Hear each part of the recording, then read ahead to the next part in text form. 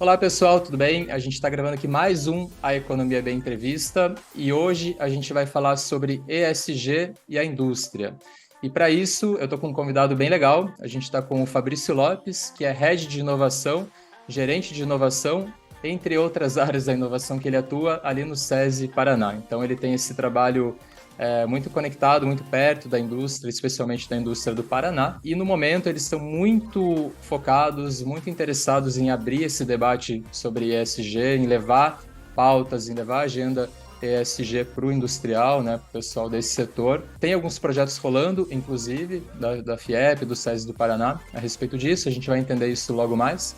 Mas primeiro, Fabrício, eu queria te agradecer aqui, né, por participar do programa com a gente. Uma honra bater um papo com vocês e trazer esse tema que a gente ainda não tinha trazido no programa. Queria que você pudesse, por favor, se apresentar brevemente. Eu já dei uma introdução muito resumidinha, né, do teu currículo, então se puder falar um pouco quem é o Fabrício Lopes, daí a gente começa. Legal, João, obrigado. Um prazer estar aqui com vocês, poder dividir um pouquinho da estrutura de inovação do sistema FIEP, SESI, SENAI e IEL. Então, eu sou o Fabrício Lopes, eu sou Head de Inovação e Responsabilidade Social do sistema FIEP. Atuo já há mais de 15 anos com inovação e, recentemente, a gente incorporou toda a área do SESI de responsabilidade social junto com a área de desenvolvimento tecnológico. Isso tem dado um casamento muito bom, porque a inovação ela é meio, ela não é fim. Então, a inovação ela surge para impactar positivamente a sociedade. Então, toda vez que uma indústria ou um laboratório vai desenvolver uma nova pesquisa, tem que ser avaliado quais serão os impactos positivos na sociedade. A gente tem que poder mapear qual será o impacto desde a introdução dessa nova tecnologia no mercado até a hora do ciclo de vida dela que tiver finalizado, né? Então, hoje a gente tem atuado dessa forma com a indústria, apoiando a indústria do Paraná a ser mais competitiva no mercado, desenvolvendo tecnologia, apoiando a olhar oportunidades de mais produtividade e mais competitividade, mas sem esquecer a responsabilidade social, o impacto que essas empresas geram em todo o seu entorno, não só em Curitiba, no Paraná, mas também no Brasil. Então, com um time grande de especialistas, a gente está com esse desafio de pegar na mão da indústria e, além de deixá-la mais competitiva, mais produtiva, mas também mais responsável e gerando aí uma sociedade mais justa e sustentável. Como que você enxerga o atual momento? Você acha que a indústria já está consciente, né, que a gente vive hoje esse momento que eu arrisco dizer, sem exagero, que é de uma transformação grande, né, na forma como a gente faz negócios, na forma como negócios acontecem, investimentos, consumo também, né? Isso muito amparado aí pelo que está dentro do ESG, né, claro, de vários movimentos e tudo mais, mas talvez a gente não vê um papel tão atuante, assim, tão consciente da indústria. Me corrija, por favor, se eu estiver enganado, mas eu queria te ouvir um pouco a respeito disso. Se essa ideia já está comprada, ou se a indústria, quem sabe, já tem até boas histórias para exportar para outros setores, quando a gente fala de ESG, né? Claro. A indústria ela tem uma responsabilidade muito grande na cadeia, porque tudo começa na indústria, né? Antes de bater nos serviços, no comércio, as ondas, os movimentos de gestão, eles começam na indústria. A indústria tem uma participação importante no PIB, e vai continuar tendo, e a indústria tem uma participação muito importante no desenvolvimento social de um país.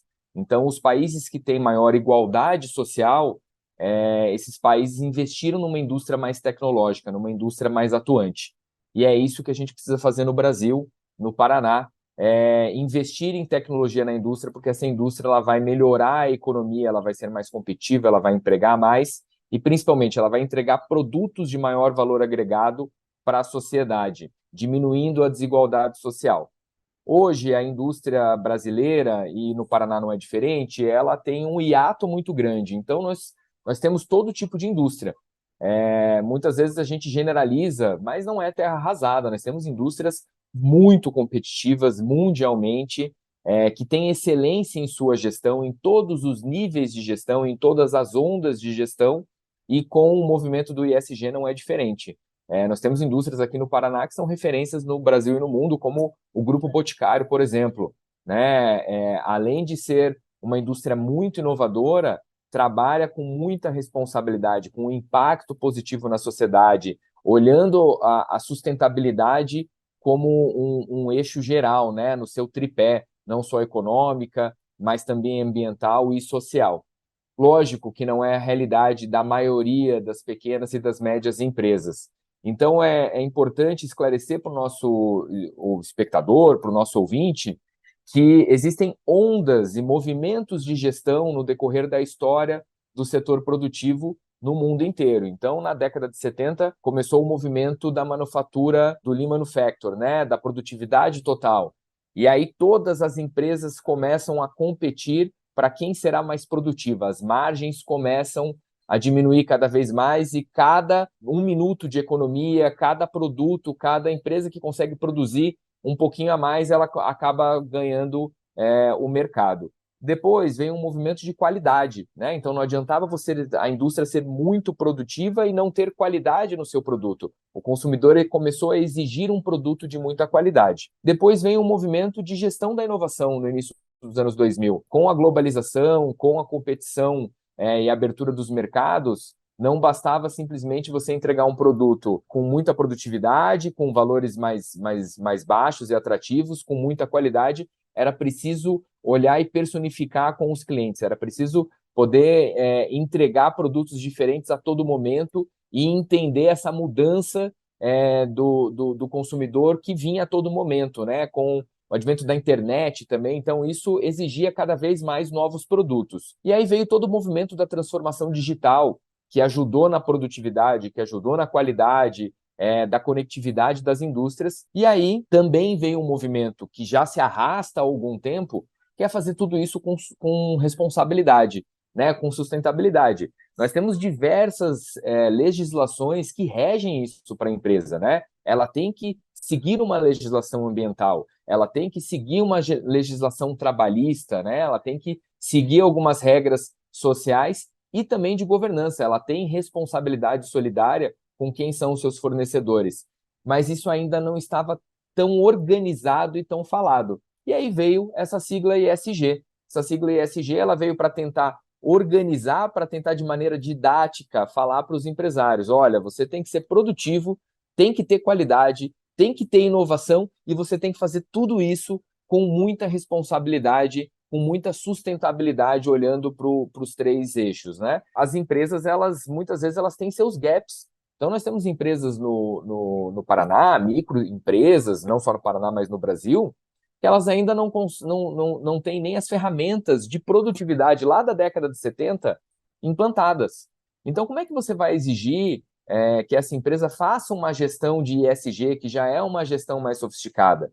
Então, para isso, ela precisa de apoio. E o SES e o Senai estão aí para isso, né? Para pegar na mão desse industrial e percorrer este caminho, tentar pular etapas, né? Avançar etapas para que ela consiga estar mais competitiva e se adequar aos modelos atuais. Normalmente, essas ondas de gestão, elas acabam primeiro passando pelas grandes empresas, então as grandes indústrias, as multinacionais, as indústrias que exportam, elas já estão com uma maturidade muito grande de ESG, já tem diretorias, já tem áreas responsáveis por olhar para isso, já estão disseminando a cultura, ainda não totalmente, mas algumas empresas já acabam se destacando. Quando você vai para as médias e para as pequenas empresas, é um desafio muito maior. Essa onda ela demora um pouco mais para chegar, porque quem vai cobrá-las são as grandes empresas, que acabam sendo as clientes das pequenas e das médias, que acabam fornecendo para as grandes.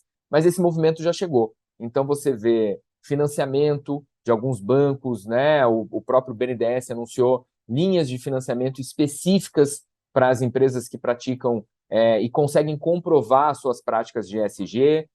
Alguns fornecedores eles acabam exigindo selos ou indicadores de ESG para as pequenas e para as médias, e isso acaba causando um nervosismo no mercado. Então, a ideia é que nós, do SES e do Senai, possamos ajudar essas empresas a suprir e a ultrapassar esse desafio aí, que é uma gestão complexa em todos os níveis. Deu uma aula agora, né, sobre as últimas décadas aí da indústria, e acho que a tua leitura tá muito precisa em sinalizar como a gente chegou até aqui, né? Então, obrigado por isso. Acho que tem muito aprendizado aí de contexto, de história. Isso é importante também. Logo, eu quero te perguntar a respeito da chamada ESG, né? Um projeto que vocês estão desenvolvendo aí.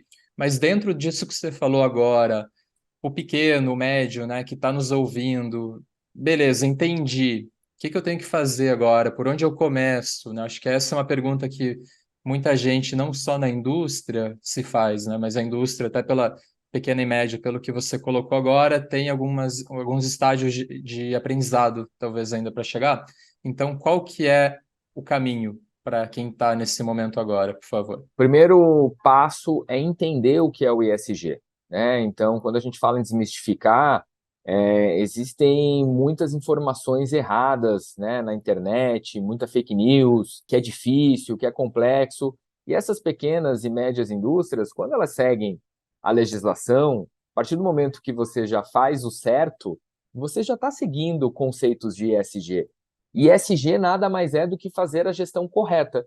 Então, se você faz um descarte correto dos seus resíduos, se você paga salários iguais para homens e mulheres dentro da sua indústria, se você fornece equipamentos de segurança para os seus colaboradores, se você tem um canal de ética e um canal de denúncia dentro da sua empresa para que os colaboradores possam acessar, você já segue indicadores de ESG. E aí o empresário fala, nossa, mas eu já faço isso. Sim, é muito mais como organizar e como comprovar isso para o mercado do que necessariamente começar. Então, toda empresa já faz alguma coisa de ESG, toda empresa já tem conceitos bem definidos. Aí, esse é o primeiro passo. Então, eu entendi, eu compreendo o que é ESG, eu consigo olhar para as minhas boas práticas e, a partir daí, eu consigo identificar quais são as oportunidades de melhoria dentro de cada uma das letrinhas. E aí vem o segundo passo, que é ter um plano de ação para ver quais são os gaps mais importantes, quais são as oportunidades de implantação mais rápida e de maior impacto dentro dos diversos indicadores que nós temos em cada uma dessas letrinhas, né? Dentro do eixo ambiental, dentro do eixo social e do eixo de governança. Porque muitas vezes vai além de você cumprir a legislação. E aí que começa a complexidade. Bom, eu cumpro toda a legislação ambiental, toda a legislação trabalhista, eu faço um monitoramento adequado de todos os meus fornecedores, eu tenho um canal de ética, eu falo corretamente com os meus stakeholders. Qual que é o próximo passo? Aí vem a sofisticação da gestão. Aí vem o desafio de você ter práticas que vão além da legislação, que são as práticas mais admiradas pelo mercado de trabalho, que exigem esforço, que exigem uma implantação principalmente dos CEOs das empresas aí, né, dos gestores da empresa, dos donos das empresas, porque essa é uma decisão de gestão, diferente das outras práticas que nós falamos, que é a prática da produtividade e da qualidade, que ela se dá no chão de fábrica. A prática de ESG, ela se dá pelo grupo gestor. Então, ela é top-down, é necessário ter uma estratégia da empresa. Bom, a partir de agora, nós vamos investir no impacto social maior, nós vamos investir em ações sociais, nós vamos investir em ações ambientais que vão além de seguir as normas, além de seguir a legislação. Então, para isso é necessário ter uma decisão do board da empresa e, para isso, precisa de uma estratégia. E para definir uma estratégia, é necessário definir aonde quer chegar, né? Onde essa empresa quer chegar, quais são os resultados em horizonte 1, 2 e 3, e para isso o SESI está aí para ajudar a definir essa estratégia. Perfeito, Fabrício. Gostei do caminho que você sugeriu. Eu queria agora entrar um pouco no que vocês de fato estão fazendo em termos práticos, né? Para, como você falou, pegar na mão da indústria e trazer ela para esse debate. E uma das ações é a chamada ESG. Então, eu não vou ficar me estendendo aqui na pergunta, eu queria que você contasse o que que é a chamada ESG e por que que ela foi criada, por favor. Bom, a chamada ESG é para que a gente consiga dar escala nas empresas, principalmente pequenas e médias, mas as grandes também podem participar, para que as empresas do Paraná sejam destaque nas suas práticas de ESG. E para isso nós precisávamos atender uma quantidade significativa de empresas que fôssemos atrativos. Então nós criamos uma chamada para que 1.000 empresas pudessem participar com um subsídio significativo do SESI. Então grandes empresas pagam apenas R$ 2.400 e pequenas e médias empresas R$ 950 para ter uma consultoria onde especialistas vão lá, junto com o board de gestão da empresa, definir qual é a estratégia, desmistificar o ESG, como nós falamos até aqui, mas principalmente implantar ferramentas práticas para que, ao final da consultoria, o empresário já tenha resultados. E junto com as boas práticas de ESG, nós temos levado ferramentas da produtividade total, ferramentas de Lean, porque muitas vezes práticas de ESG exigem algum investimento.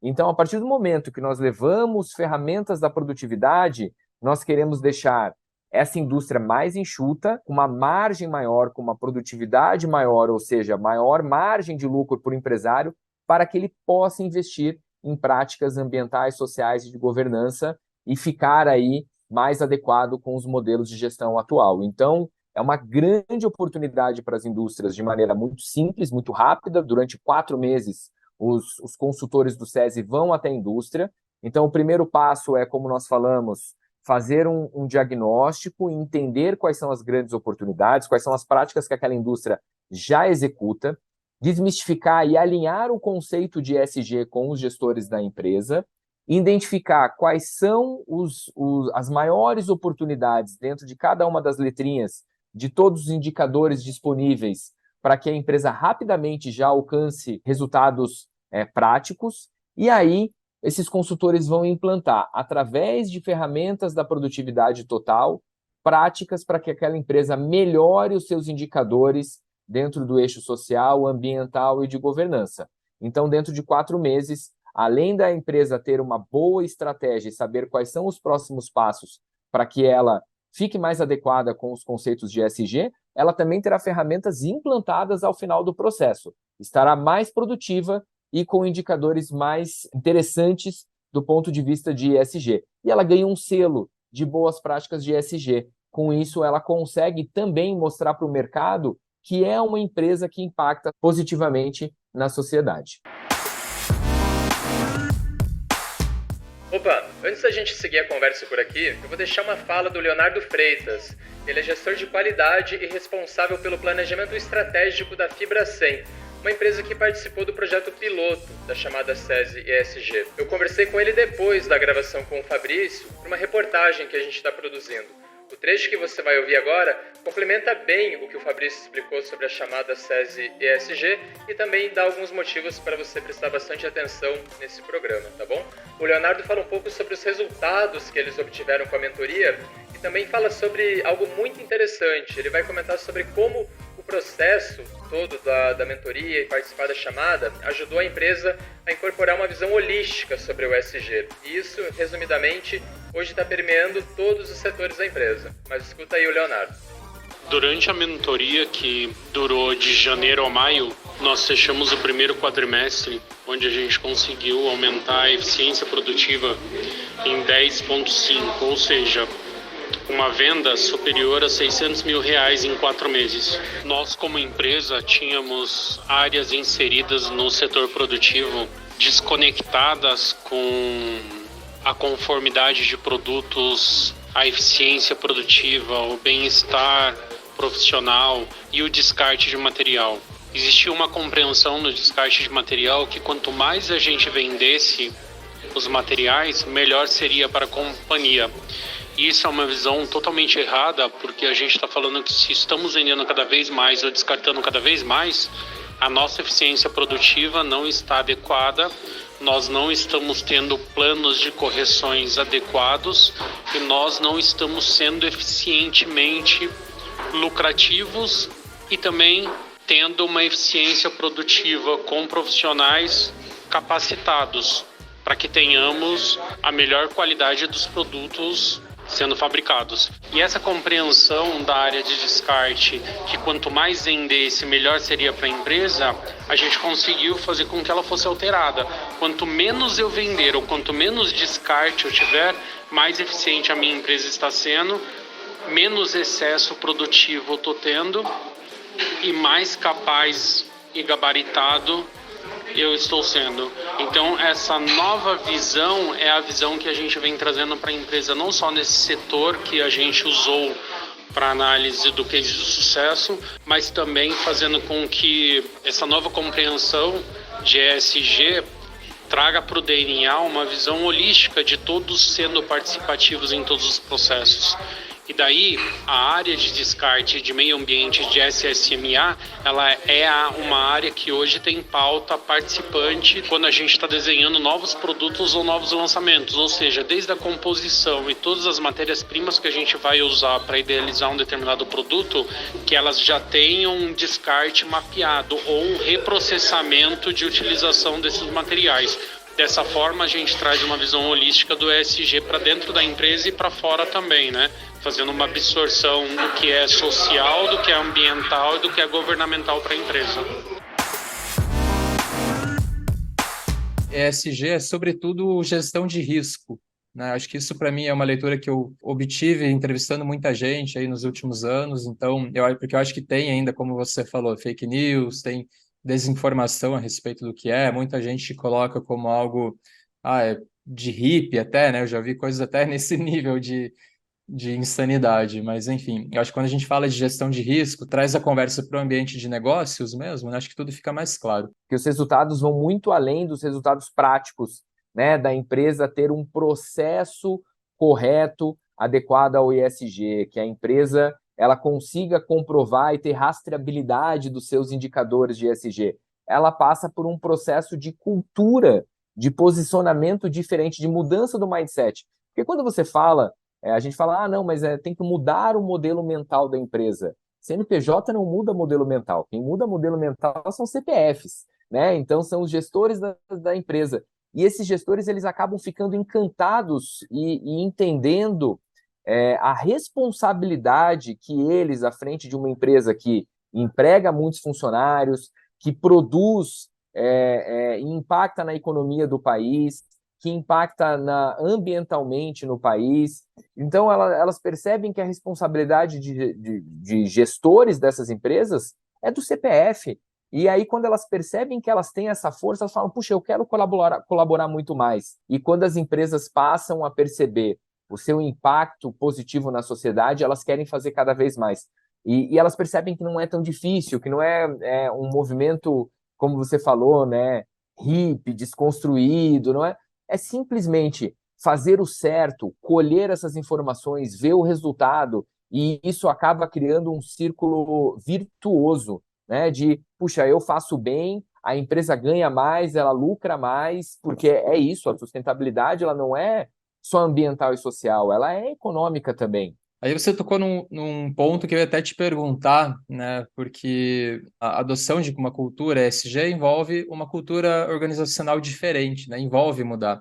Eu achei interessante que na chamada isso é trabalhado também, porque bem como você colocou, o CNPJ não vai mudar, mas as pessoas ali dentro que vão conduzir, né? A empresa ter uma visão diferente, de repente começar a incorporar temas e práticas que nunca foi uma questão ali dentro, né?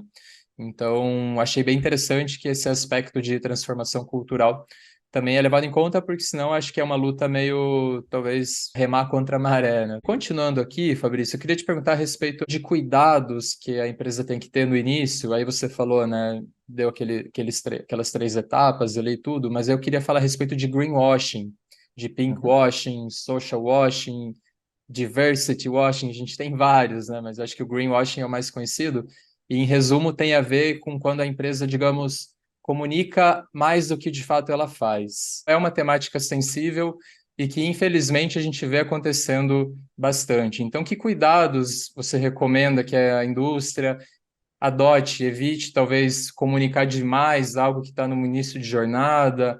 Enfim, não sei, acho que é importante a gente ter uma visão de provavelmente alguém que já viveu casos como esse, ou pode antecipar problemas que podem vir a ser muito graves, né? Uma empresa que comete um deslize como esse. Então, eu queria te ouvir a respeito, por favor. As verdades, elas sempre têm prismas diferentes, né? Então, o que a indústria tem que tomar cuidado é, primeiro, fazer o certo, fazer a gestão correta, ela não deve servir para marketing, para poder vender mais, né? Então, assim, ela deve sim ser práticas corretas de gestão para que ela possa estar mais competitiva no seu meio, para que ela tenha um diferencial a mais do que quem não faz corretamente.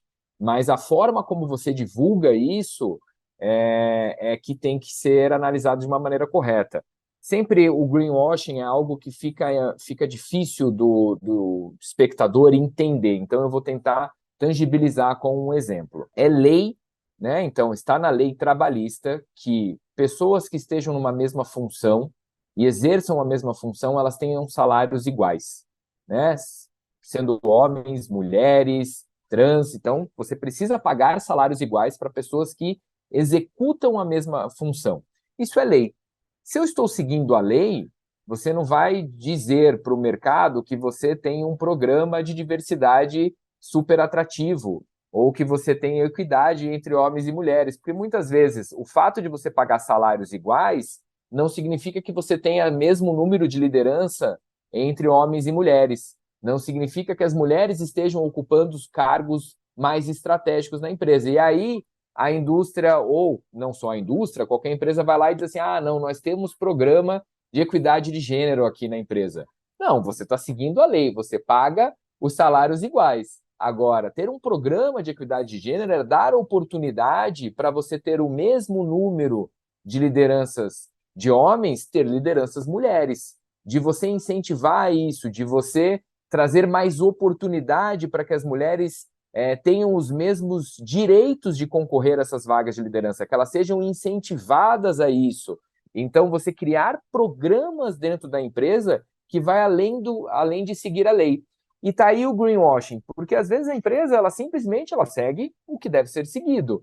E ela traz isso como se fosse um grande diferencial, como se ela fizesse uma mudança significativa no seu modelo. E não. E aí empresas que muitas vezes fazem isso em silêncio, quando você vai olhar o board da empresa, você tem o mesmo número de mulheres do que homens, né, em cargos de liderança, em cargos estratégicos, aí sim ela tem um programa, que você tem um programa, por exemplo, de incentivo a essas mulheres seguirem uma carreira de liderança, que muitas empresas não têm. Então, é essa mudança de mindset, é essa cultura que nós queremos ter nos gestores das empresas. Então, por isso o ESG ele passa por níveis de maturidade. A primeira coisa que a gente sempre fala é fazer o certo, é seguir a legislação. Depois disso, vem o entendimento, puxa, eu posso fazer algo mais que seguir legislação. Além de pagar salários iguais, eu posso ter um programa de empoderamento feminino aqui para ter mais lideranças femininas, porque eu estou vendo aqui que está desigual, que normalmente é isso que acontece, né? Que as empresas têm mais lideranças masculinas. E aí ela cria um programa para incentivar, ela define que as próximas vagas de liderança serão ocupadas por mulheres, né? Ela prioriza isso. E aí são definições de gestão, isso não está na lei. E aí sim ela passa a ter boas práticas. Então o greenwashing, diversity washing, né, que o pessoal fala, todas essas é a forma como você traz isso para o mercado, a forma como você expõe isso. Então, o que a gente tem a dizer para as empresas é traga com responsabilidade as suas boas práticas e ao consumidor e aos stakeholders que analise com cuidado o que está sendo divulgado, né? Então, às vezes, você está trazendo por um prisma e não adianta você ter todos os programas de empoderamento feminino, ou mesmo valorizar lideranças femininas se os seus fornecedores não pagam salários iguais entre homens e mulheres, né? Se os seus fornecedores não têm mulheres à frente das empresas. Então, por isso que a gente diz, o ESG, ela é um passo de cada vez. Então, dê um passo, ganhe um ponto, né? Avance um step e depois você vai olhar, vai ver que cada vez fica mais difícil. A gente nunca vai chegar num nível, e essa ansiedade também das empresas de, quando que vai estar tudo bem? Não vai estar tudo bem nunca. A gente tem sempre um passo a mais para chegar. Mas é lógico, a gente tem que se comparar com o mercado. Então, a empresa ela tem que pensar assim, puxa, eu estou com as práticas que já são adotadas pelo mercado, eu já sigo as leis, eu já sigo as regras. Se você já faz isso, você já está à frente de muitas outras empresas.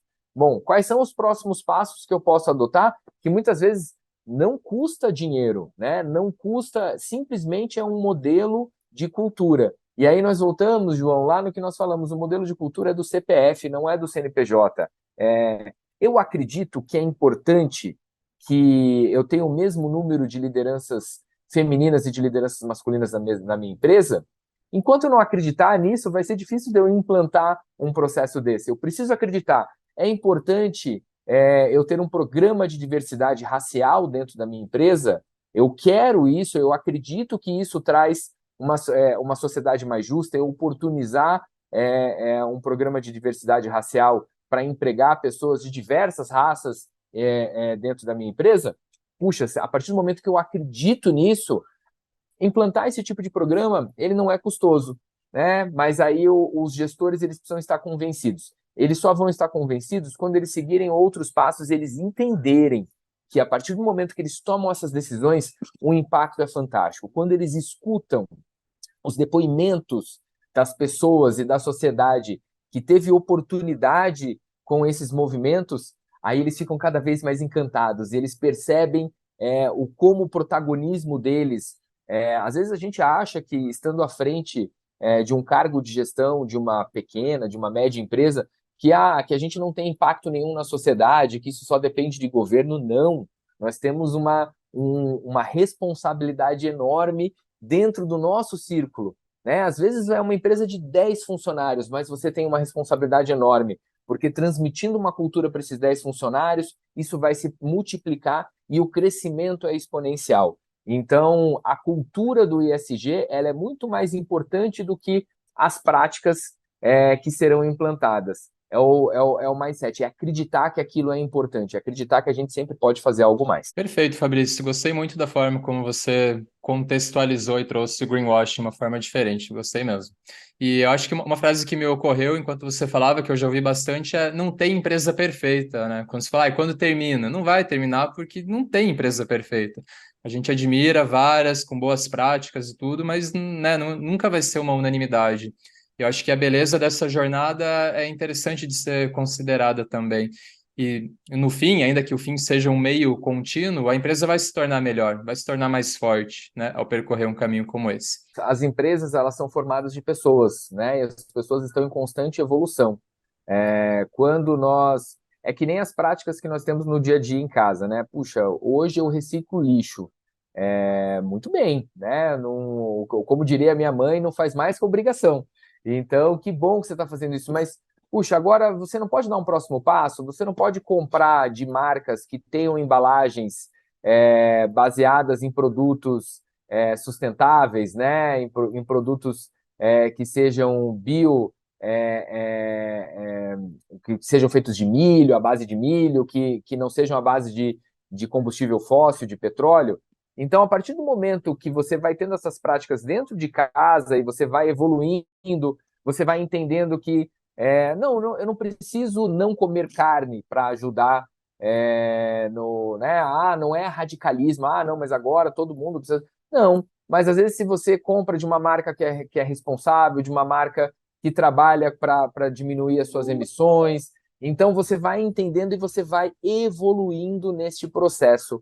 Para a indústria e para a gestão é a mesma coisa do que o nosso dia a dia em casa. Então a gente vai evoluindo, é uma prática de cada vez. O que nós não podemos é achar que está tudo bem, que chegamos num momento de acomodação. Sempre é importante dar um próximo passo, sempre tem algo a mais para melhorar. E é isso que os gestores têm que entender nas empresas. E quanto mais eles melhoram, não tenho certeza absoluta que a competitividade dessa empresa vai ser maior, que a margem de lucro vai aumentar e que, principalmente, ele pode deitar a cabeça no travesseiro à noite e pensar assim, eu faço um trabalho que impacta positivamente na vida das pessoas que estão trabalhando na minha empresa, nessas famílias e em toda a sociedade que está ao redor. Legal. E, Fabrício, você tem muito contato, né, com o pessoal da indústria, né? Imagino que em cargos de gestão, etc., né? Deve ter esse contato na tua rotina. E você deve estar trabalhando muito forte com a temática de ESG junto a esse pessoal. O que eu queria te perguntar é que tipo de argumento você acha que funciona melhor para trazer o pessoal para o debate, para reflexão, né, para ações posteriormente?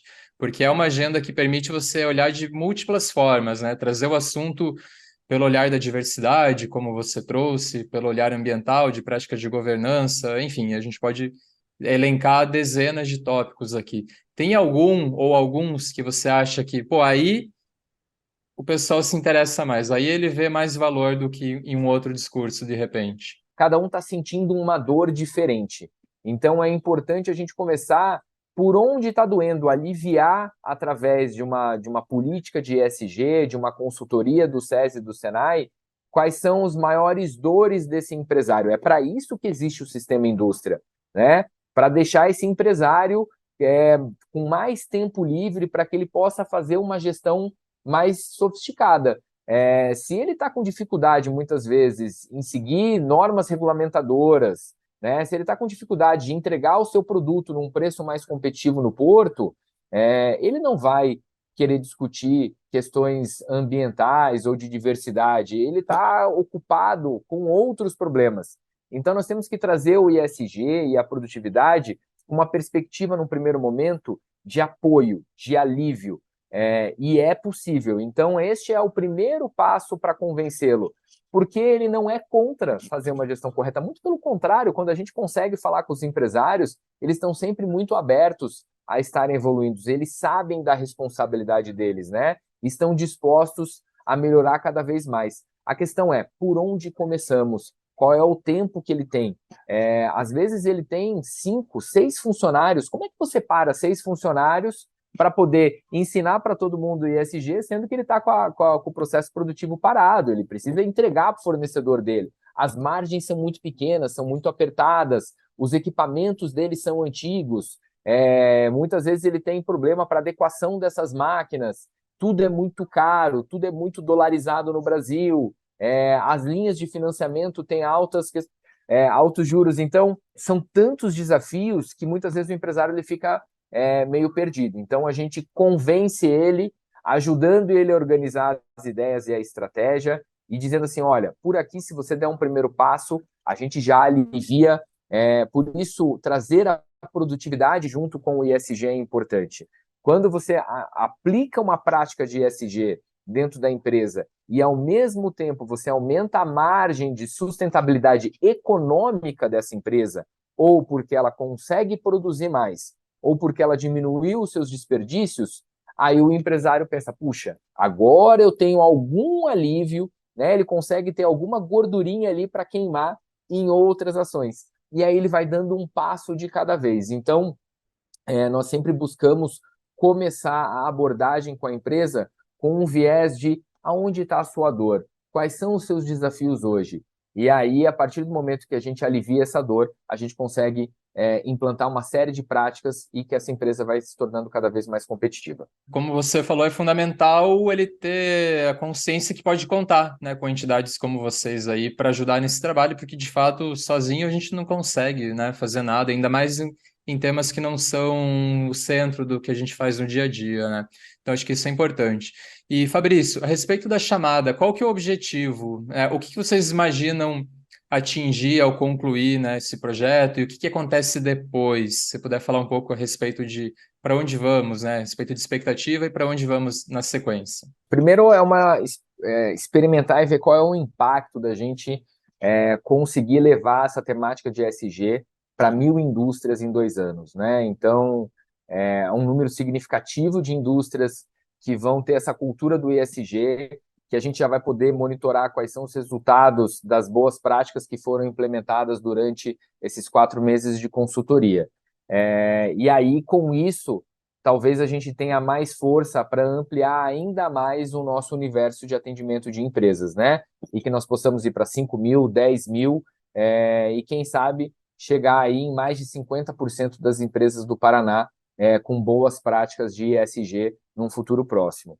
Na sequência, vem desafios maiores. Então, a segunda fase da chamada é a oportunidade das empresas escreverem projetos de tecnologia para desenvolver práticas que potencializem ainda mais aquelas decisões estratégicas que foram tomadas. Então, por exemplo, quando a empresa percebe que, por mais que ela esteja colocando o resíduo dela num local adequado, de acordo com a legislação, ou que ela tenha um sistema de rastreabilidade do produto dela, para ela saber que a economia está realmente circular, ela precisa de tecnologia para isso.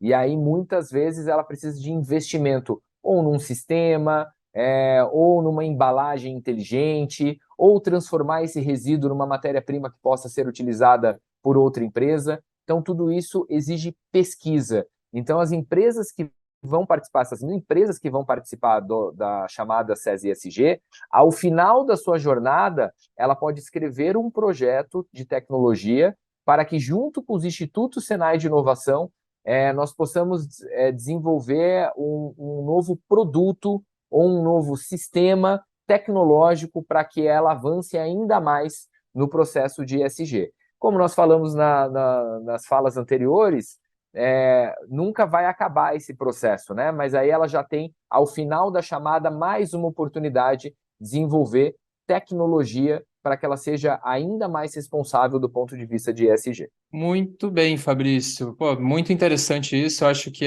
esse é o caminho, né? Como eu falei, sozinho a gente não vai para lugar nenhum e ter as entidades de olho, né? Dando esse apoio, tudo isso é fundamental. Para a gente encaminhar para o final aqui, quem pode se inscrever na chamada ESG, quem não pode?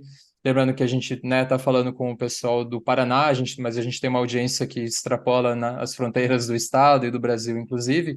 Mas para quem é e para quem não é o projeto, a chamada e qual que é o caminho para se inscrever, até quando, né? Essa parte de ficha técnica e de informações é importante também. Quem quiser saber mais da chamada, é só acessar nosso site, né, do SESI, chamada ESG.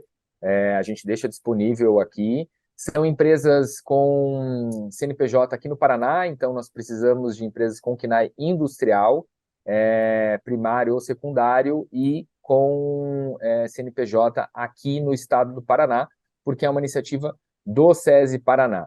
E também, além dela de ser indústria e de ter o KNAI aqui no Paraná, ela vai por tempo determinado, né? Até que essas 1.000 empresas se inscrevam. Então, enquanto tiver vaga, as indústrias podem se inscrever. Ao final dessas 1.000, a gente fecha a chamada e aí a gente aguarda uma chamada número 2. Mas, por enquanto, ainda tem bastante vaga, mas elas esgotam rápido. Então, as indústrias aqui do Paraná, que tem KNAI industrial primário ou secundário, elas têm que correr, entrar no nosso site, se inscrever.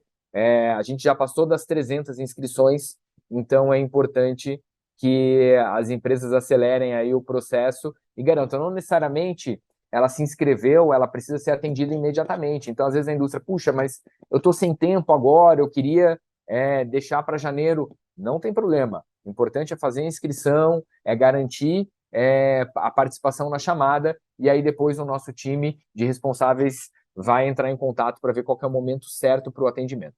Muito bem. Pessoal, não vamos vacilar, hein? Vamos ver direito essa chamada. Eu já li o edital, realmente é bem interessante.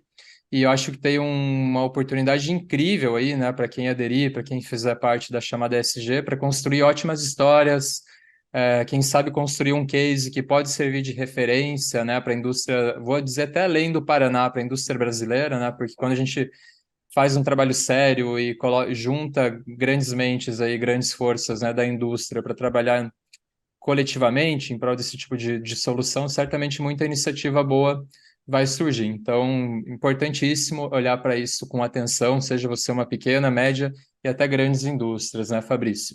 E queria te perguntar se você quer complementar algo mais a respeito da chamada ESG, senão eu te faço uma última pergunta e a gente tem um grande programa concluído. Não, João, obrigado. Eu acho que a gente abordou a chamada por todas as verticais, então o importante agora é que a gente possa levar isso ao maior número de empresas possíveis para que elas se inscrevam, participem e a gente faça o Paraná um estado melhor, mais competitivo e, consequentemente, um Brasil melhor, porque a indústria ela tem um papel fundamental, a gente sabe do desafio desses gestores e o SESI está aqui para apoiar e deixar essa indústria mais competitiva e mais responsável, impactando positivamente em toda a nossa economia. Maravilha, Fabrício. Para a gente encerrar, eu gosto sempre de fazer uma pergunta mais relax, né? Para a gente não ficar só falando de temas densos, né? E tudo mais. Queria te perguntar se tem alguma recomendação cultural, série, filme, livro,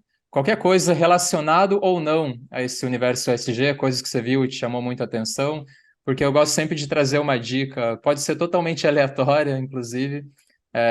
Eu acho legal sempre quando a gente consegue compartilhar e trazer um pouco do nosso pessoal também para a conversa, né? Eu tenho acompanhado bastante o movimento das mulheres, né, e do desafio das mulheres em ter. As mulheres, elas são a maioria na nossa sociedade, elas têm os melhores currículos, as melhores formações, e elas ainda estão longe de ganhar salários equivalentes aos dos homens, né? Então, dentro do ISG, a gente tem muitos desafios, a gente vai falar de diversidade, de raça, mas essa temática das mulheres tem me chamado muita atenção, porque aqui na nossa empresa nós valorizamos muito isso.